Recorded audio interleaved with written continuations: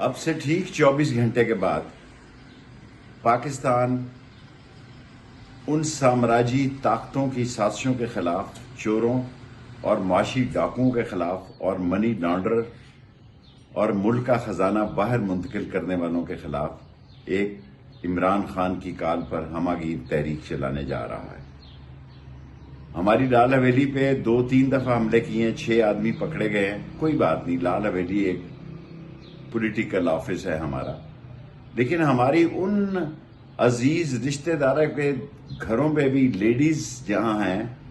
وہاں مردانہ پولیس داخل ہوئی ہے، سیڑھیاں لگا کے داخل ہوئی ہے، اور ہمارے ایسے گھروں میں بھی گئی ہے جن کا سیاست سے کوئی تعلق نہیں۔ ملک معاشی طور پر تباہ ہو رہا ہے، انتظامی طور پر تباہ ہو رہا ہے، سیاسی طور پر تباہ ہو رہا ہے۔ ملک ایک انتشار، خلفشار اور تشویشناک حالات سے گزر رہا ہے۔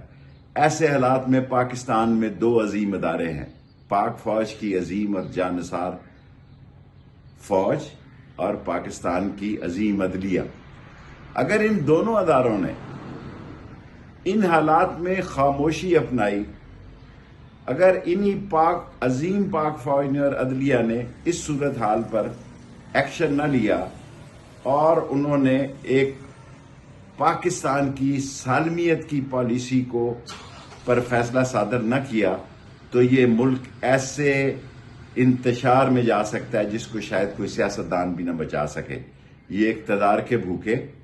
جن کو مسلط کیا گیا ہے، 1 ووٹ کی اکثریت ہے مرکز میں بھی اور 1 ووٹ کی اکثریت ہے صوبے میں بھی،